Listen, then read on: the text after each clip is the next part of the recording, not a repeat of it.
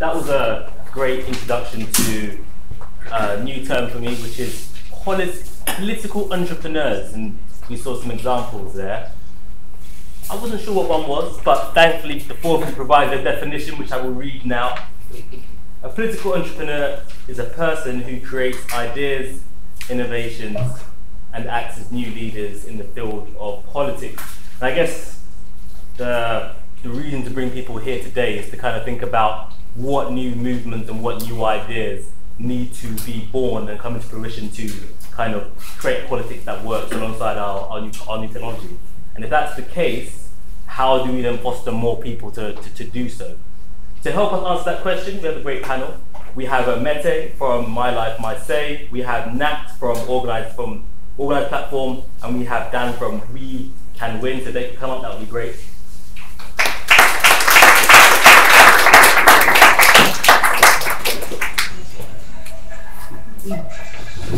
I mean, the audience here is incredibly experienced, and I know that there are people here who are doing lots of great stuff. So this one aims to be far more of a kind of collaborative discussion. But if I can throw over to you guys here, I mean, do you feel like right now there is enough infrastructure to support political entrepreneurs? And finding funding and space and room to experiment in that space is really difficult.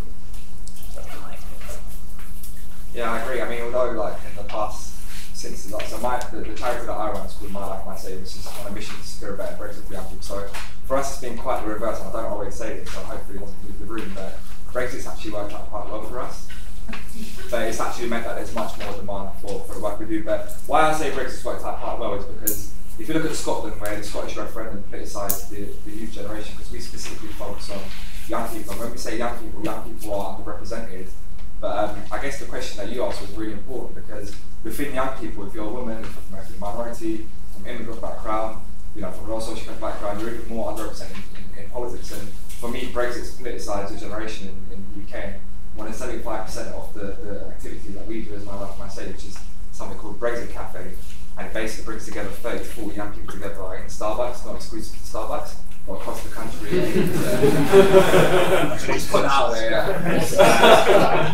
But the aim is to sort of reignite the 17th century discussion politics of coffee in a more modernised, sort of gamified way. And we do them in places like Blackburn, Portsmouth, even when we're in Northern Ireland, not just Belfast, but places like Ballymena, Bangor, Derry. So just really trying to make sure that those who often don't have a say in politics have a say. And I think, yeah, so what I would say is, in terms of politics, your question is that it has worked out that since last year, what I've seen is that it's much more sort of an engagement from the type of people that we're looking to work with.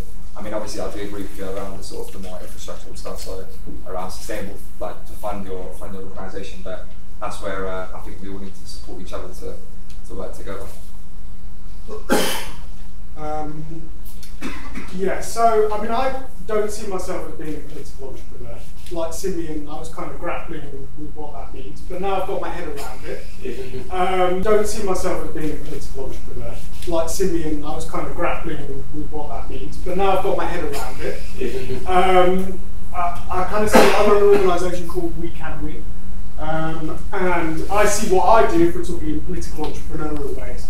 I try and find people who are political entrepreneurs.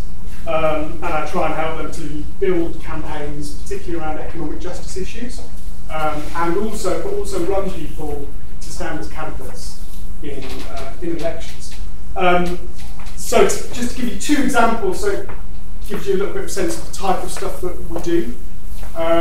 One just here, and it relates back to the fourth industrial revolution as well, is I was involved several years ago in setting up some of the kind of first experiments with bringing young people and jobs within the kind of burgeoning tech industry together. Around these neighbourhoods, you've got young people who are kind of 20 to 30, 40% unemployed. And I went around to lots of the local schools in the area and talked to them about whether they'd heard of Tech City ever before. I spoke to 2,000 young people, not one hand went up when I said, have you ever heard of Tech City? But yet the businesses in the local area were saying, we're crying out for talent, and they were sat right in the middle of talent. So I did a bit of work to bring those communities together to get young, talented people who wouldn't get those opportunities into good jobs within that sector. And then more recently ran in the City of London election that happened recently in the strangest, most archaic democracy in the UK, where businesses get the vote. So if you're Ernst & Young, you get 150 votes in the local elections, but if you're a local resident, you get 1 vote. So I did work to find local people who lived on the estates in the City of London and help them to become political entrepreneurs. And they stood for election within the City of London elections and top polls. So that's kind of my role, and at the moment, coming back to what Mete was saying, I'm now working in Brexit Britain.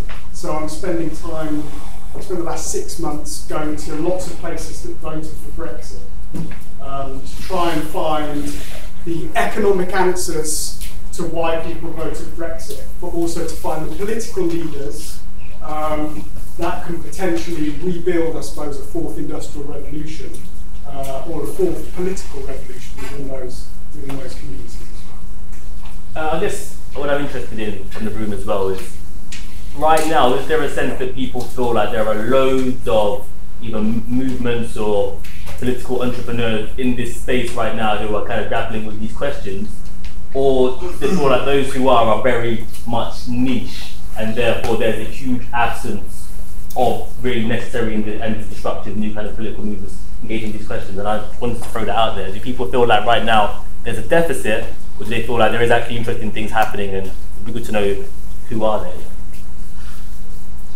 I feel like there's quite, sorry, I'm joining because I'm in charge. I actually feel there's quite a lot of, so I did a hackathon with Alvin a little while ago, and one of the kind of key things was like, there are loads and loads of things that are already out there, look at all of them, and don't just repeat something that already exists, and lots of people are really, really tempted to try and help create engagement. That's what most people think is missing in our system.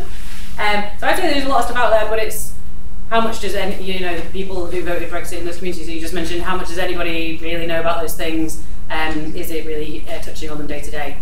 Yeah, can I just come on that? Because I think that's really important, isn't it? Because I love the technology stuff, and I'm a massive advocate of sort of like involving tech in politics. And when I used to work for the Mayor of London City Council, one of the things that we done is that we ran a campaign called Dare to Dream, which was about online crowdsourcing videos to help feed into his manifesto. But however, I also, going to say something shaking will probably go down too well, but I also feel that face-to-face engagement is still the most important, because it's about what you're saying, is how do we actually reach to those people who don't often have a say or who have no interest. And our approach has always been, rather than creating this space where you say, and I think this is the problem too often with like sort of, if you call it political entrepreneurs or other organisations, is where they want to create an organisation, bring people to their organisation and call them, I don't know, young, say like in our case, young MyLifeMySay people. However, what we do is completely opposite of that. What we do is identify where young people go to in their day-to-day social and digital lives, and it's like how do we actually work with partners in those areas to get out to them. So for example, I used to come from a footballing background where I used to be a scout for Arsenal. Hopefully there's no Spurs fans here.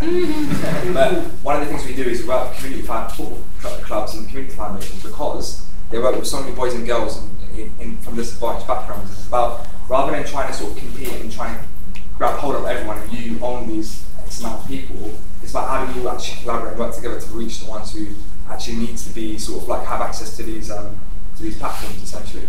Building on that, I totally agree. So one of the things we do, we're campaigning in workplaces, right? And people always say it's about engagement, and it's really not. These people already have, like, our delivery providers that we're working with have WhatsApp groups. They're all connected. They're all talking to each other, but they don't have the tools and the confidence to use them and like use their own agency. It's about giving people that confidence. And some of that is training, and some of it is tools. How to do those in collaboration with the existing networks in order to create change. It's really important. And I guess then how did you scale up? Because you always, so you meet people and they say, I want to create a Facebook for activism, which is Facebook. So, I mean, it's like, it seems like there seems to be like a lot of conversations that are being had, but how meaningful is it into translating into something which is really mobilizing a lot of people to say, well, actually, these are problems that I really want technology to solve for me. And therefore that space there, is it busy or is it just very noisy without there actually being real things being happened, real things that being created? I don't mean to be unfair, this is a genuine question to to see how people in this room feel about the current landscape. Look, if you go to, just to say, like, I mean, I don't know how many people here visited places like Bilston in Wolverhampton or Stoke North, Stoke Central, right? These were places that were at the heart of the Industrial Revolution, right? These are the homes of the Industrial Revolution, and they also voted overwhelmingly for Brexit, like 70, some places 79, 80%. Like, they've been totally hollowed out of jobs, of decent jobs that pay well, and they've been totally hollowed out of political leadership. Because what also then happened is over the last 20 years, whereas in the first Industrial Revolution you had a political revolution as well, where you had trade unionists who came up through the movement and stood to represent workers within these areas. And over the last 20 years, all of that has gone. So there's actually a total death of political leadership within those areas as well. So it feels like the work that we're doing around around Brexit is also really about trying to rebuild the things that we've talked about today, which is actually, can we, when we're talking about the fourth industrial revolution, what does that mean in places like Bilston and Wolverhampton? But also, where are we going to find the political leaders to make sure that that isn't an economy that is only built for people that are going to make huge amounts of money? How do we democratise that and make it about social justice as well? Sorry, you had your hand up. Yeah, I just wanted to bring something up. So, one thing that I'm not hearing in the discussion at the moment is kind of around behavioural economics and the concept of the nudge. And the reason I think that's important is I had a job way back when, which was doing awareness raising around international development and that sort of thing. And we found it wasn't that people weren't interested or didn't care, there was just so much information and so much of it negative that, literally kind of a sign up, shut off, they just could not engage in it. And I sometimes think that's what's happening in the political space. We are assuming, we're making that link that people have more information, they'll use more information, and they'll make these more informed decisions. But without taking away agency and empowerment from these people, sometimes that's not really how human thought processes work. And it almost needs to be, well, what will nudge people, what will get people knowing? Do we have, instead of creating a Facebook for activism and all the work that goes involved, do we have a new app on Facebook that just goes, hey, we need to do posts on all these different subjects, you should vote for these people, without them having to engage, we tell them and then nudge goes out there. But then that has risk in it because it's not, we talked about, there's agency there somewhere, it's not safe. Definitely. Sorry, your hand is up as well. Yeah, I'm just bridling a little at the easy description of left behind areas and all these poor unemployed people without political leadership. People call the place I live one of those, which is Burnley. Yeah. We have about the lowest unemployment in the northwest. We are leaders in precision engineering. We make the wings for Airbus, and so on. We now have a new university campus, not to mention 6th in the Premiership. But a 2/3 vote for Brexit. So there is something going on there which is more complex than simply being about places that are the losers from globalisation. We are gainers from globalisation, but just voted against it and for our own impoverishment.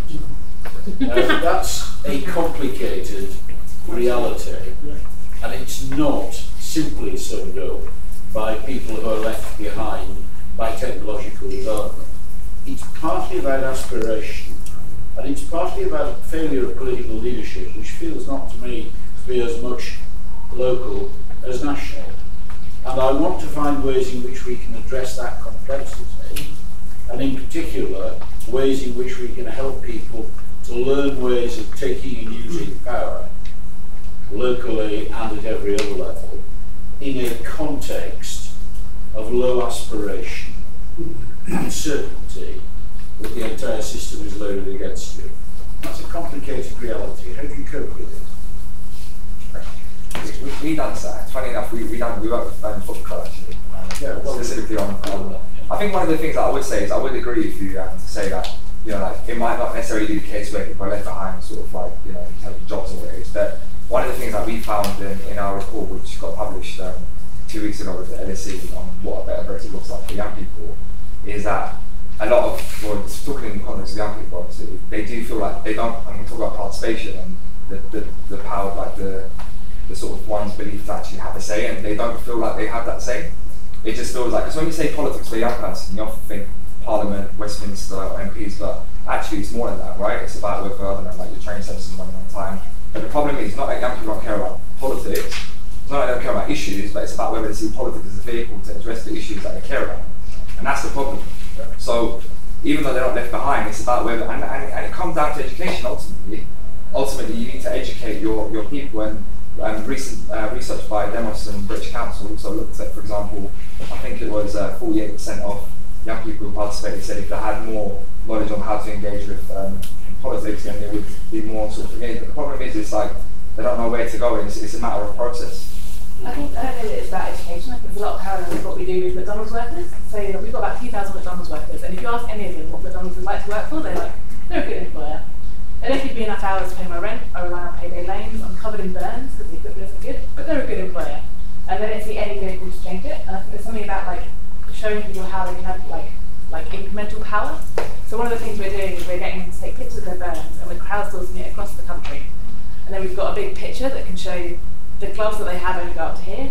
If you go and complain as an individual to McDonald's that you got burnt, you're going to see them for conversation, you won't get anything. If you do it across the country, suddenly you've got power. And that for us is a vehicle to show they can win. You know we'll win it, it's really easy. If we do that, then we can go on to fight for better pay. So it's like those incremental pieces of change that build power and give people the confidence to keep campaigning. So I think that's something like that. I just want to touch on something which kind of relates to that, is the premise of institutional thinking. Is the premise that if you want to work in politics, you have to kind of be subservient to a certain set of political ideals to a degree.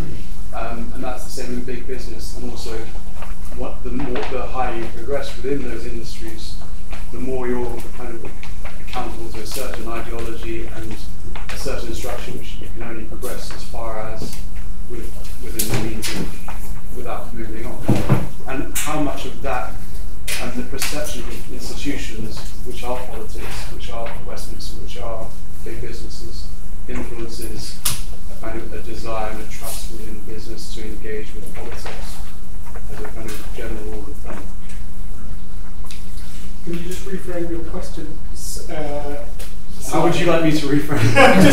just a bit shorter. So, what's the question you're asking? I suppose the question is institutional thinking and how the perception of organisations that kind of have a sway over the political landscape are seen as archaic or out of touch or something you have to conform to instead of something that conforms to you that disengages or engages. Yeah, I think it's a really important point. I mean, a lot of the stuff that we do is really about trying to build grassroots leadership and campaigns that come out of that. So you may have seen the campaign which was run recently around Bright House, which got 50 million payout for people who've been getting ripped off by Red to Buy company. So that starts with some organising work that we did in Doncaster. I do, coming back to the gentleman's point there as well, in the corner, I think there is a big disconnect between Westminster, the institutional politics of Westminster, and what is going on the ground in lots of places across the UK. And you see it in Brexit, where you've got politicians who are hugely Remain voters and were in constituencies where they had 80% leave, and yet nothing has really been done. They may have been there for 20, 25 years as an MP, but it feels like the underlying reasons as to why people voted Brexit, for instance, have not been addressed. So I think there are massive institutional issues, and there needs to be a kind of new political culture that is built from the grassroots. Sorry, yeah. I was just going to say, just briefly, I mean, I always use the football analogy on sort of like how we change traditions, and for a long time in football, we spoke about not having goal line technology because it would mess up the sort of culture of the game, and it actually worked out quite well. And to be honest with you, politics is a bit like that. I always say, like, yes, our democracy has been it's not broken compared to like other countries in like the world. However, it needs to be updated to sort of meet the needs of sort of like in the age of sort of more new forms of communication and new technology to serve its people.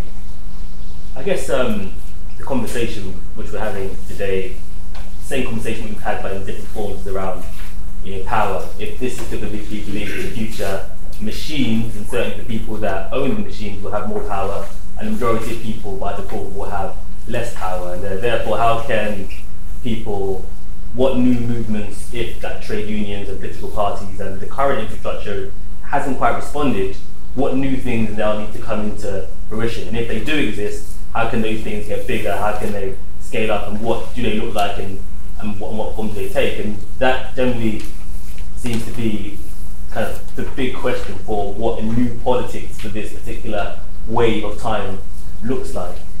I mean, how do we even begin to engage with that? So the only thing I would add to that, just very briefly, because I'm conscious I'm talking too much, but I would say like we need to be really careful with the expectation we set for people, right?